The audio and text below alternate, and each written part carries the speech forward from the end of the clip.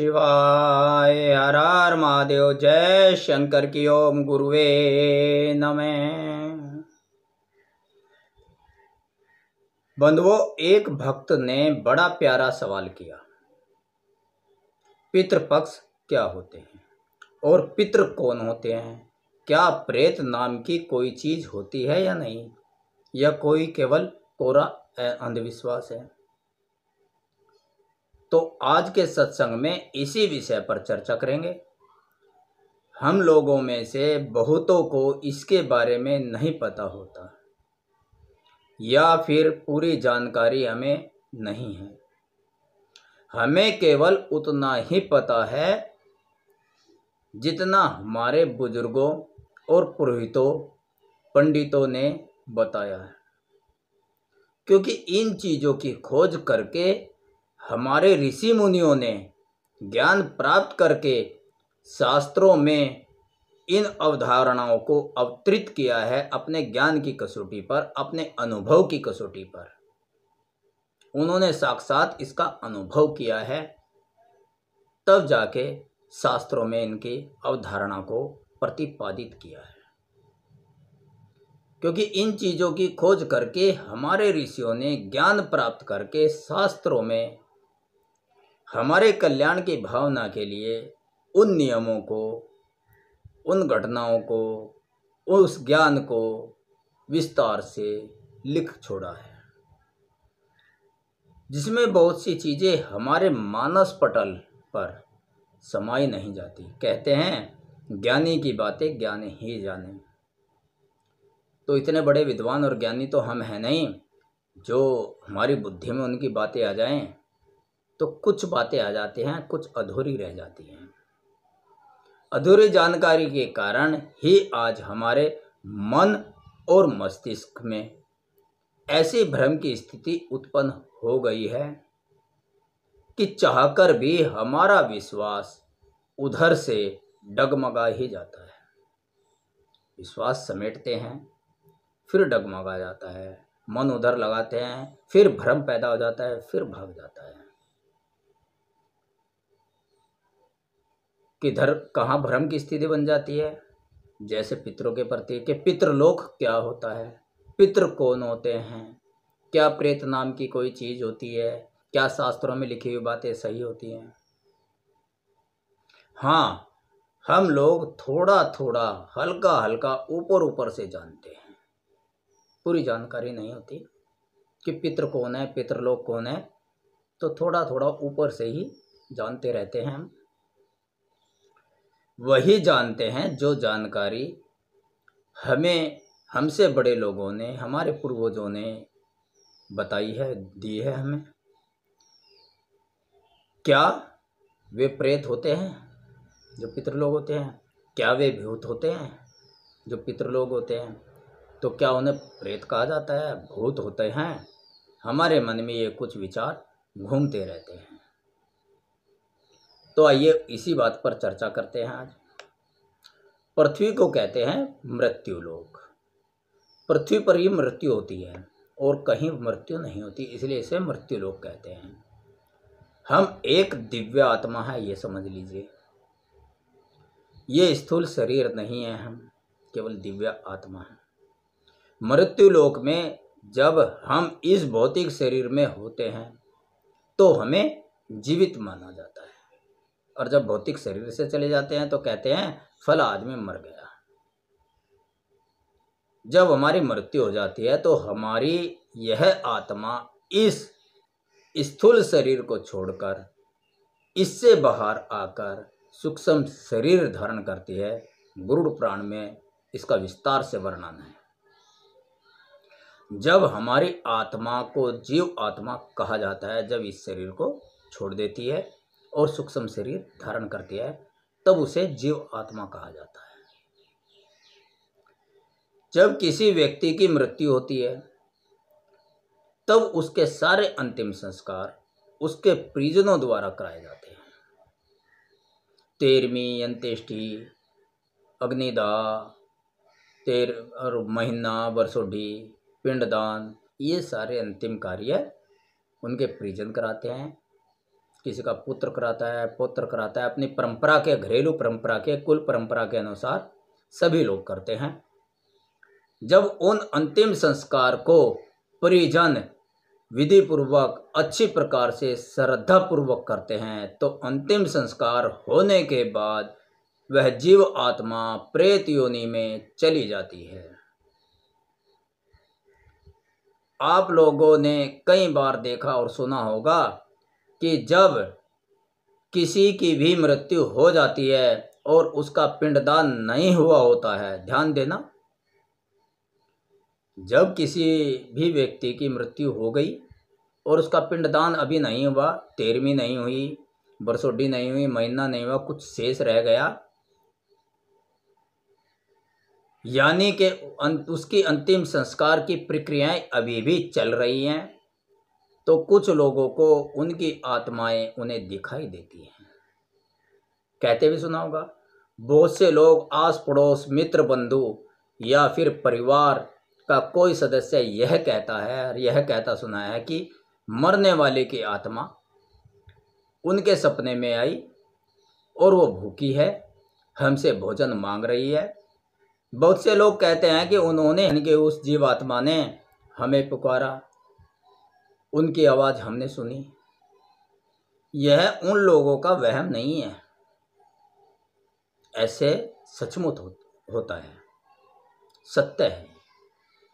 क्योंकि जब तक पिंडदान नहीं हुआ और यदि हुआ है तो वो सही प्रकार से नियम और श्रद्धा पूर्वक नहीं हुआ है तो वो उस वक्त प्रेत योनि में होती है वो जीवात्मा। कुछ लोगों की यह धारणा होती है कि वो परेशान करने आती है। कुछ कहते हैं भैया वो परेशान करने आएगी, प्रेत बन गई, वो किसी को भी नुकसान कर सकती है। जी नहीं, वो कदापि भी परेशान करने नहीं आती। वो तो इसलिए आती है क्योंकि उनका मोह होता है अपने परिजनों के साथ, अपने शरीर के साथ। उस जीवात्मा की मोह से मुक्ति नहीं हुई होती है तो मोहवश वो अपने शरीर के प्रति आकर्षित होती है, परिजनों के प्रति आकर्षित होती है, परेशान होती है। वो इसलिए आती है, बार बार अपने शरीर के अंदर प्रवेश करने की कोशिश करती है वो जीवात्मा। वो जीवात्मा इस सच्चाई को स्वीकार ही नहीं कर पाती उस वक्त कि उसकी मृत्यु हो गई है। अब मृत्यु लोक से, उसके खुद के शरीर से और इन परिजनों से, इन बंधु बांधवों से, इन मित्रों से उसका कोई भी किसी भी प्रकार का नाता संबंध नहीं रहा है। वो इसे स्वीकार ही नहीं कर पाती कि वो अब इन सब को छोड़कर दूसरे लोक में जाने वाली है। वो जीवात्मा, वो इस बात को स्वीकार ही नहीं करती कि भैया समय हो चुका इस लोक से जाने का, अब तो इसे छोड़कर जाना है हमेशा हमेशा के लिए, ये सब बिछड़ने हैं। तो वो इनमें ही रमती रहती है, मोह के वशीभूत। वो स्वीकार ही नहीं करती इस अपनी मृत्यु को। इसलिए वो बार बार अपने होने का एहसास दिलाती है। जब बार बार वो अपना शरीर ढूंढते हैं जो अंतिम संस्कार में समाप्त हो चुका है, उसे नहीं पाते हैं तो वो जीवात्मा परेशान हो जाती है, झटपटाती है, तड़पती है। इसलिए अपनी मदद के लिए अपने परिजनों, बंधुओं और मित्रों को दिखाई देती है, जिससे उन्हें मदद की उम्मीद होती है। ध्यान देना, उन्हीं को दिखाई देती है जिससे उन्हें मदद की उम्मीद होती है कि ये व्यक्ति मेरी मदद करेगा, ये मेरा मित्र है, मेरी मदद करेगा, जीते जी भी मेरी मदद की है, ये पुत्र है, मेरी मदद करेगा, जीते जी भी प्रेम, श्रद्धा, भक्ति रखी है, आदर किया है। तो यह उन्हीं लोगों को दिखाई देती है जिससे उन्हें मदद की उम्मीद होती है। उनको अपनी मौजूदगी का एहसास कराती है वो जीवात्मा। वो सोचती है ये मुझे शरीर ढूंढ के देगा, मुझे तो मिल नहीं रहा है, जबकि वो शरीर समाप्त हो चुका, अंतिम दाह के दौरान अग्नि में सुहा हो चुका, ताकि उनसे बात कर सके, अपनी बात उनसे कह सके। इसलिए उन लोगों को दिखाई देती है, जिससे उस जीवात्मा को उनसे बात करके, उनसे अपनी बात कह के शांति मिल सके उस जीवात्मा को। अब पिंडदान के द्वारा उस जीवात्मा को यह एहसास कराया जाता है। देखो पिंडदान की प्रक्रिया क्यों की जाती है? एहसास कराने के लिए। क्या एहसास कराने के लिए? कि हे जीवात्मा, अब आपका समय, आपका जीवन यहाँ पर मृत्यु लोक में समाप्त हो गया है। आप इस मोह माया को छोड़ दीजिए।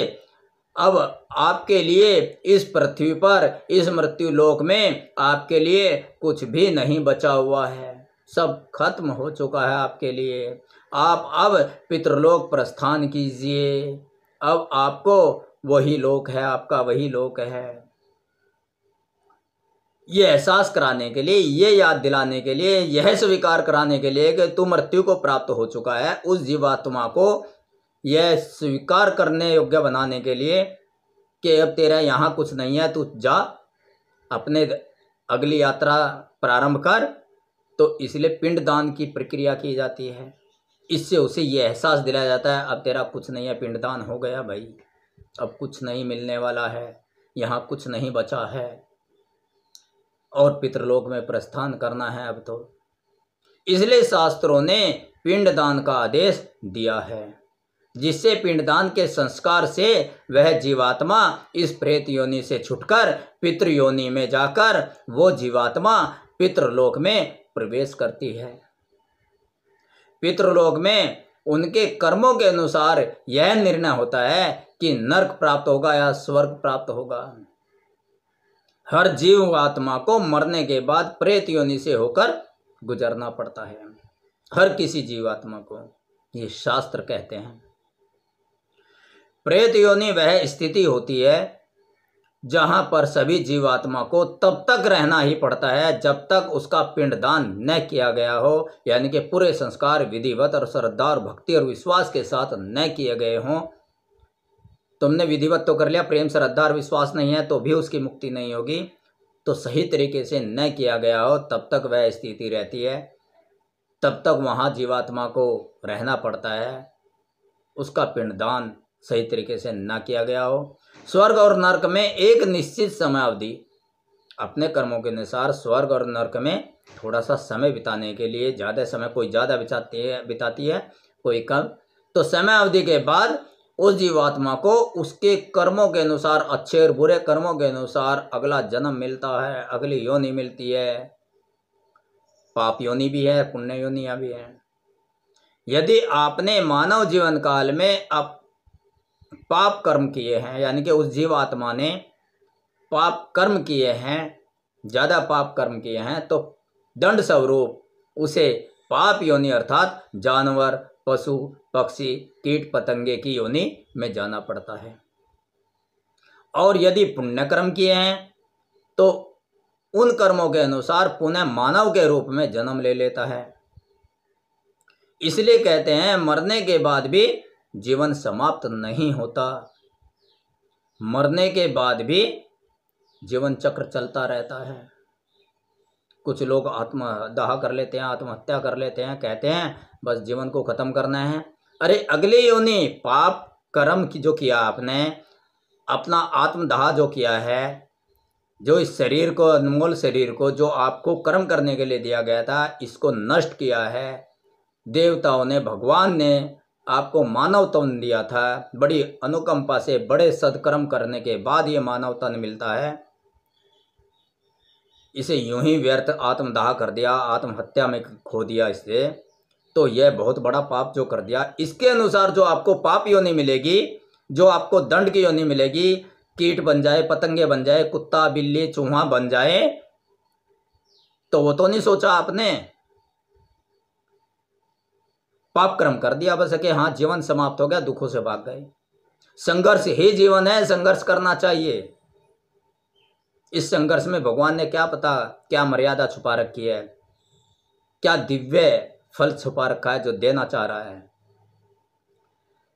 सोना जब तक कसौटी पे नहीं घिसा जाता उसमें चमक नहीं आती, कुंदन में चमक तब आती है, सोने में चमक तब आती है। तो क्या पता आपको चमका रहा है भगवान और आपने जीवन पहले कष्टों से निवारण के लिए जीवन समाप्त कर लिया, तो ये जीवन आगे भी चलने वाला है। तो इसलिए मृत्यु के बाद भी जीवन समाप्त नहीं होता। जीवन ऐसे ही चलता रहता है, जीवन चक्र चलता रहता है। फिर जो वो अपने पिछले जन्म में अपने पुत्र पौत्रादि छोड़ आया है, जब उसे जन्म मिलता है, पाप योनि मिले या मानव योनि मिले, और वो अपने पिछले जन्म में अपने पुत्र पौत्रादि छोड़ आया है, उनका जीवन भर उस जीवात्मा के प्रति एक कर्तव्य रह जाता है, उनके निमित्त सदकर्म करना, उनके नाम से पूजा पाठ और दान पुण्य करना और करवाना, जिससे उस जीवात्मा को अगले जन्म में पिछले उसके जन्मों के पाप कर्म के फलस्वरूप दुख दर्द से छुटकारा मिल सके। देखो, जिस तरह से आपको अब कष्ट मिल रहा है, आप पिछले जन्म में किसी को छोड़ कर आए हो, पुत्र पौत्र आदि छोड़ कर आए हो, तो आपके निमित्त वो कर देते हैं, तो अचानक आपके दुखों का निवारण हो जाता है। कहते हैं किसी का लिया दिया आ गया, किसी का दान पुण्य आ गया। क्या पता कौन सा हमारा कर्म है, सदकर्म, जो हमारे दुखों का निवारण हो गया। तो ये वही है जो पिछले जन्मों में हम छोड़ आए हैं और उन्होंने हमारे निमित्त कुछ किया है, तो अचानक हमें फल की प्राप्ति हो गई। तो इसलिए जो हम पीछे अपने पुत्र आदि यानी कि जो पीछे रह जाते हैं उस जीवात्मा के, उनका कर्तव्य बनता है कि वो अपने दिवंगत पितृ पूर्वजों की आत्माओं के लिए श्राद्ध कर्म या दान पुण्य कुछ भी उनके निमित्त सत्कर्म करते रहें, जिससे उनके दुख दर्द से छुटकारा जो अगले जन्म में मिल रहा है उससे मिल सके। उसके लिए महर्षियों ने, हमारे महान ऋषियों ने प्रत्येक मास में अमावस्या तिथि को चुना है। तो पूरे साल अमावस्या तिथि में भी कर सकते हैं आप। और अश्विन मास की कृष्ण पक्ष की प्रतिपदा तिथि से अमावस्या तक पितृपक्ष शास्त्रों का विधान है। इन तिथियों में सभी को अपने पितरों के निमित्त श्रद्धा भक्ति प्रेम और विश्वास के साथ पूजा पाठ दान पुण्य कराना प्रत्येक का कर्तव्य है। यदि ऐसा न किया जाए तो यह कर्तव्यहीनता होगी। अपने सदकर्तव्य को भली भांति जीवन पर्यंत करना ही एक धर्म है। कर्तव्यहीनता अधर्म है, कर्तव्य से भागना अधर्म है। और अधर्मी को शास्त्रों ने बड़ा पापी कहा है, यानी कि उससे बड़ा पाप कर्म है ही नहीं कर्तव्य से भागना अपने। और पाप कर्म का दुख कष्ट आदि के रूप में फल भुगतना पड़ता है। पापी मनुष्य को कष्ट और दुख आदि मिलता है, और इसी को पितृदोष कहते हैं। पितरों के प्रति जो अपनी कर्तव्यहीनता की है और उसके फलस्वरूप जो दोष मिल लगता है, यानी कि जो दुख दरिद्रता मिलती है, उसे ही पितृदोष कहते हैं। और पितृदोष में संतानों पर भी आ जाता है, संतानहीन रहना पड़ता है, संतान नहीं होती, धन धान्य रोजगार ठप हो जाते हैं, यानी कि कष्टों में ही जीवन रहता है। इसलिए अपने पितरों के निमित्त ध्यान देना, अपने कर्तव्य कर्म तो अवश्य ही करने चाहिए। अपने पितरों के प्रति अपने कर्तव्य कर्म तो अवश्य ही करने चाहिए। पितृदोष सभी की कुंडली में होता है, किसी की कुंडली में कम तो किसी की कुंडली में ज़्यादा होता है। कोई तो झेल जाता है, पता नहीं चलता, इतना कम होता है, और किसी की कुंडली में इतना ज़्यादा होता है कि गंभीर हालत हो जाती है, दयनीय स्थिति हो जाती है। इसलिए पितृपक्ष में अपने पितरों के निमित्त श्रद्धा पूर्वक सदकर्म दान आदि करके अपने पितरों का आशीर्वाद लिया जाता है। अगर आपने पितृपक्ष में अपने पितरों को सच्चे मन से सेवा की अपने पितरों की, तो उनके निमित्त भोजन बनाया, ब्राह्मण और गाय माता को श्रद्धा और प्रेम पूर्वक खिलाया, दान पुण्य करा, वस्त्र दान किया, तो आपको जीवन में वो सब कुछ प्राप्त होगा जिसकी आप कामना करते आए हो। मनोकामना आपकी पूर्ण हो सकती है, पूर्ण होगी, ये विश्वास रखते हुए प्रेम पूर्वक श्रद्धा पूर्वक पितरों के निमित्त करना चाहिए, पूर्वजों के निमित्त करना चाहिए। यह भी सनातन धर्म में एक संस्कार है। इसलिए आप पितृपक्ष के दिनों में तो अपने पितरों को याद करके पितृ श्राद्ध श्रद्धा पूर्वक भक्ति पूर्वक विश्वास पूर्वक प्रेम पूर्वक करें। अगर प्रत्येक मास की अमावस्या को ना कर सकें, और ऐसा नहीं है कि कर्जा करके करें, अपनी सामर्थ्य अनुसार कर सकते हैं। सदकर्म करना चाहिए, विचार अच्छे रखने चाहिए, किसी का बुरा नहीं करें अमावस्या को या पितृपक्ष में। वैसे तो पूरी ज़िंदगी नहीं करना चाहिए, मानव धर्म है। दूसरों के लिए ये परमार्थ के धरने धरा साधु शरीर, यानी कि ये मानव शरीर दूसरों के कल्याण के लिए भगवान ने हमें दिया है, तो इस प्रकार करना चाहिए। यह एक अंधविश्वास नहीं है। हमारे महान ऋषियों के लिखे शास्त्र हैं, उनके ज्ञान की बातें हम नहीं जान सकते कि उन्होंने ये क्यों लिखा है। कबीरदास जी का एक दोहा है, जिन ढूंढा तीन पाइया गहरे पानी पैठी, मैं बेचारा बापुरा राह किनारे बैठी। नदी में नहीं उतरना है, यानी कि इन शास्त्रों में हमें इतनी गहराई तक जाना है, इसके मर्म को समझ सकें कि ये साधु महात्मा, ये ऋषि मुनि, ये 18 पुराण, ये धर्मशास्त्र हमें क्या समझाना चाह रहे हैं। अगर हम किनारे पर ही बैठे रहेंगे, केवल पढ़ेंगे कहानी के रूप में, समझने का प्रयास नहीं करेंगे, तो कुछ हासिल नहीं होगा, भ्रम की स्थिति बनी रहेगी। कुछ तो मानता होगी उन ऋषियों में, कुछ तो आदर सत्कार होगा उनका,